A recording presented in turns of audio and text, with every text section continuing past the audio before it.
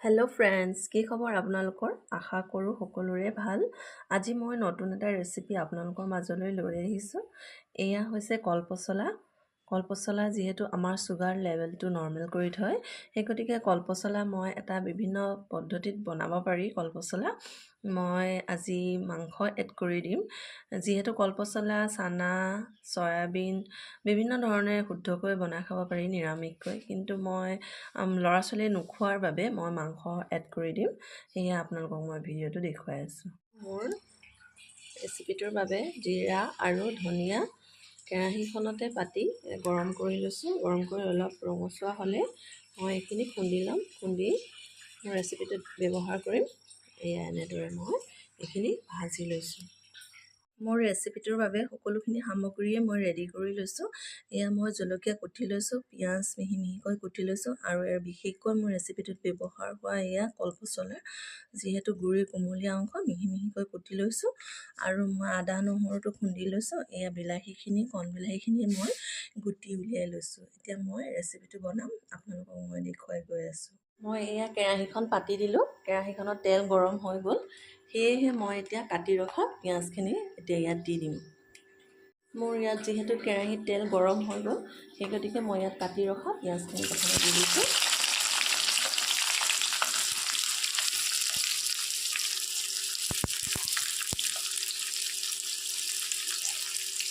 লগতে মই ইয়াত খুন্দি ৰাখিছিলোঁ নহৰু আদাখিনি দি দিছোঁ।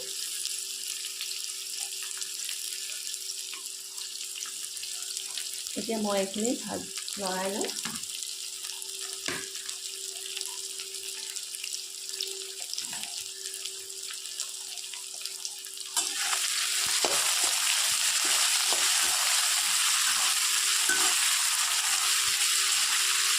লৰাই এইখিনি মই অলপ ৰঙচুৱা হ'বলৈ দিম।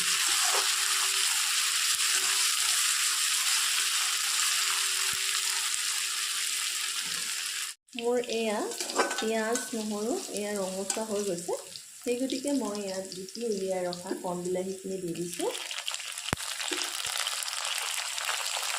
আপোনালোকে ইয়াত ডাঙৰ বিলাহীটো ইউজ কৰিব পাৰে। মই ইয়াত কণ বিলাহী যিহেতু আছিলে, সেই গতিকে সোৱাদযুক্ত হ'বৰ বাবে কণ বিলাহীটো এড কৰি দিছোঁ।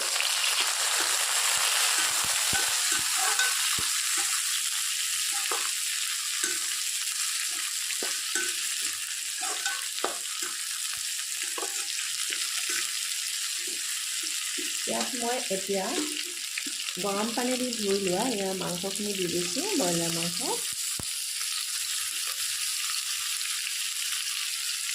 দি মই ইয়াত জলকীয়াকেইটা দি দিছোঁ।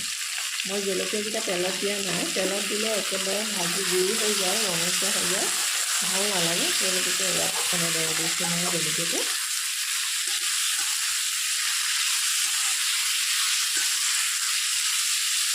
ইয়াত মই এতিয়া নিমখ আৰু হালধি দি দিম।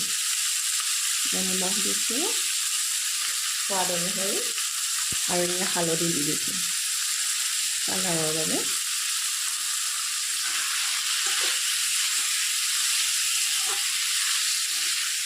ইয়াত মই গুড়ি কৰি ৰখা ধনিয়া আৰু জিৰাৰ গুড়িটো দি দিম।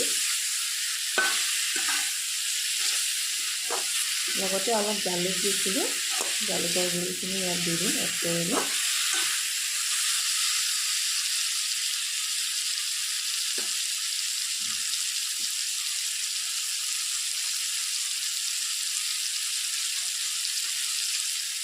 এয়া মই কৰি ৰখা জিৰা, ধনিয়া আৰু জালুকৰ গুড়িখিনি দি দিছোঁ।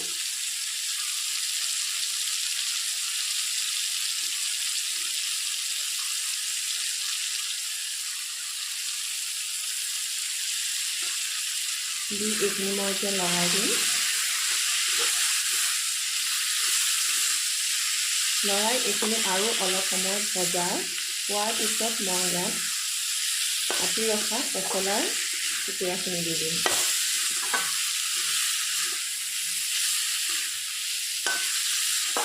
এইখিনি মই এতিয়া ঢাকন মাৰি 5 মিনিট সময় সিজিব দিম।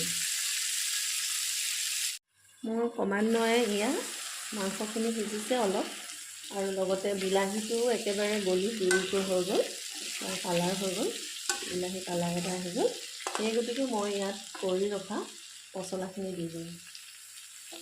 কাটি ৰাখিছিলোঁ পচলাখিনি এড কৰি দিছোঁ। দি এইখিনি মই কম ষ্টিমত সিজিবলৈ দিম। লৰাই দিম।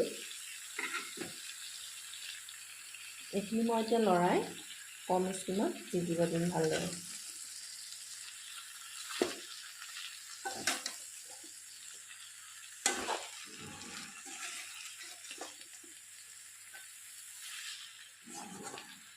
এতিয়া মই ঢাকন মাৰি সিজিব দিম। মাংস ৰেচিপি ৰেডি হৈ গ'ল। মোৰ কলপচলাৰ ৰেচিপি ৰেডি। আপোনালোকে এনেকৈ ট্ৰাই কৰিব। আজিলৈ আহিছোঁ, বাই বাই।